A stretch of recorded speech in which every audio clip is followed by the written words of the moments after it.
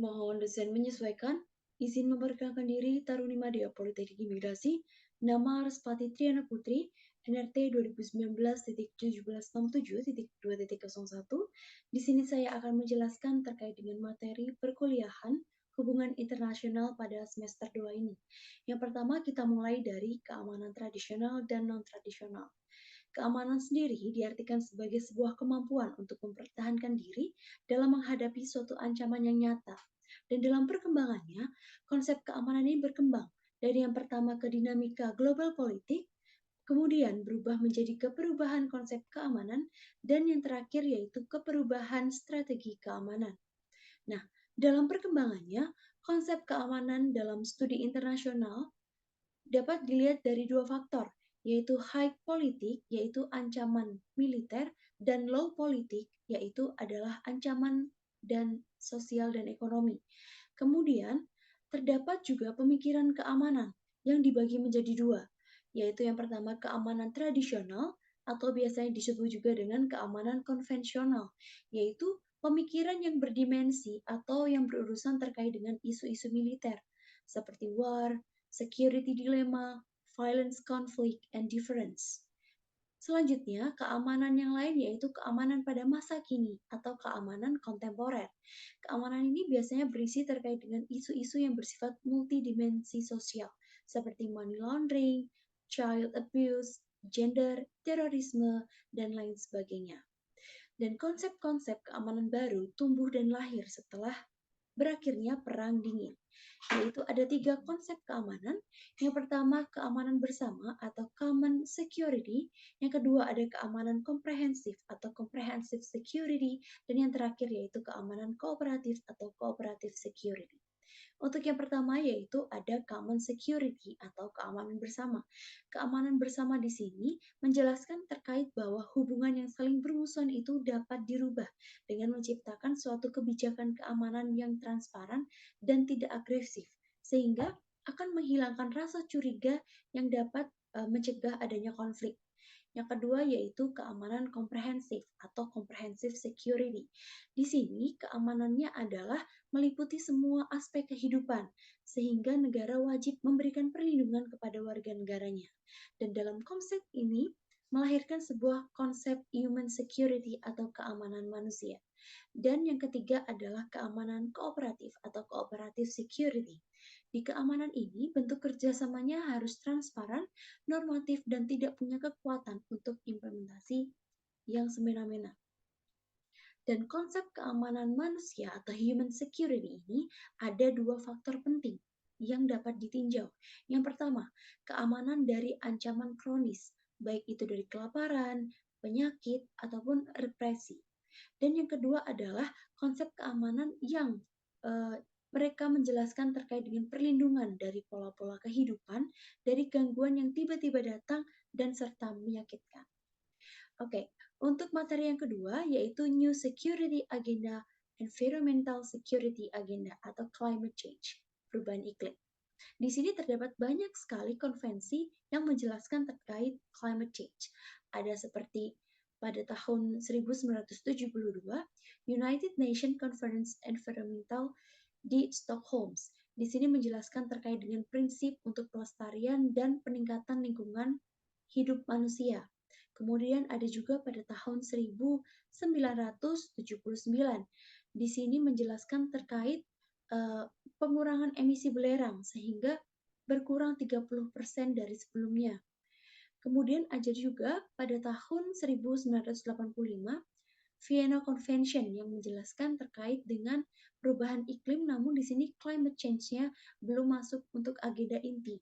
Dan pada tahun 1990 terdapat juga konvensi iklim dunia.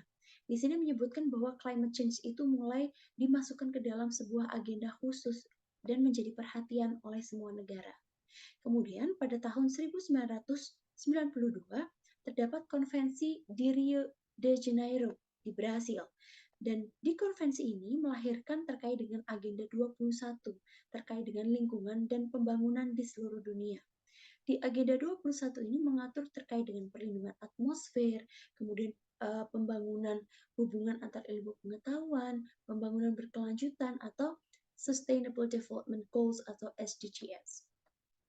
Kemudian ada juga terkait dengan konvensi atau agreement, The Paris Agreement pada tahun 1995. Di sini konvensinya menyebutkan bahwa membatasi pemanasan global hingga di bawah 2 atau lebih baiknya di bawah 1,5 derajat Celcius. Dan juga terdapat konvensi pada tahun 1997 yaitu The Kyoto Protocol. Di sini bertujuan terkait dengan mengurangi emisi karbon dioksida sehingga mengurangi gas emisi rumah kaca. Baik, untuk selanjutnya kita akan masuk pada materi migrasi dan pengungsi. Di Indonesia sendiri terkait dengan migrasi dan pengungsi sudah memberlakukan terkait dengan kebijakan selektif keimigrasian, yaitu hanya orang asing yang dapat memberikan manfaat dan tidak mengganggu keamanan wilayah Indonesia dan ketertiban umum yang dapat masuk dan berkegiatan di wilayah Indonesia. Terkait dengan suaka dan pengungsi di Indonesia pun diatur pada rezim Undang-Undang Nomor 37 Tahun 1999 terkait dengan hubungan luar negeri. Kemudian, melihat migrasi manusia dapat dilihat dari berbagai sudut pandang. Yang pertama, ada temporary dan permanen. Contohnya yaitu traveler untuk temporary dan permanennya untuk migrant. Kemudian ada juga choice atau force. Untuk choice biasanya bisa seperti migrant, dan force itu bisa asylum seeker atau refugee. Dan yang terakhir yaitu legal atau ilegal. Legal contohnya bisa di migrant, dan ilegal contohnya irregular atau illegal migrant. Dalam migrasi manusia, terdapat banyak sekali potensi yang dapat berpengaruh pada keamanan atau stabilitas suatu negara. Di sini saya akan menjelaskan terkait dengan potensi ketegangan apa yang dapat disebabkan karena migrasi internasional. Yang pertama contohnya ada pada Indonesia dan Australia, di mana di sini Indonesia menjadi salah satu negara transit bagi para pengungsi yang akan menuju ke Australia. Kemudian adanya kebijakan push the back the boat, itu juga akan merugikan Indonesia. Kemudian ada juga Indonesia ini dijadikan sebagai buffer zone oleh Australia. Di negara lain, Indonesia juga terdapat potensi ketegangan untuk migrasi internasional, contohnya seperti Indonesia dengan Malaysia, yaitu perlindungan terhadap PMI yang ada di Malaysia. Kemudian adanya indikasi penyelundupan dan pengiriman PMI non-prosedural. Indonesia dengan Myanmar, contohnya juga penanganan pengungsi Rohingya. Kemudian contoh lain yaitu Indonesia dengan Vietnam, penanganan deteni ABK, ex kapal ikan asing atau IUU fishing. Nah, selain ada potensi kerawanan, juga terdapat potensi kerjasama yang diinisiasi karena adanya migrasi internasional. Contohnya seperti G20, kemudian adanya Lombok Treaty, dan adanya masyarakat ekonomi ASEAN atau MEA. Untuk materi selanjutnya, kita akan membahas terkait dengan kerjasama internasional. Nah, kerjasama ini merupakan sebuah rangkaian hubungan yang tidak dapat didasarkan pada kekerasan atau paksaan dari anggotanya. Dan kerjasama ini ada karena untuk meningkatkan kesejahteraan ekonomi, untuk meningkatkan efisiensi terkait dengan pengurangan biaya, adanya masalah-masalah yang mengancam keamanan bersama, dan untuk mengurangi kerugian yang bersifat negatif dari akibat tindakan-tindakan individual negara yang dapat berdampak pada negara lain. Nah, kerjasama ini sendiri juga dibedakan menjadi 3. Ada kerjasama bilateral, yaitu antar dua negara, contohnya seperti kerjasama 3 jembatan antara Indonesia dengan Singapura. Ada lagi kerjasama Indonesia-China, yaitu One Belt One Road atau OBOR. Kemudian yang kedua yaitu kerjasama multilateral atau kerjasama dengan banyak negara. Contohnya seperti PBB, G20, G15, atau World Trade Organization atau WTO.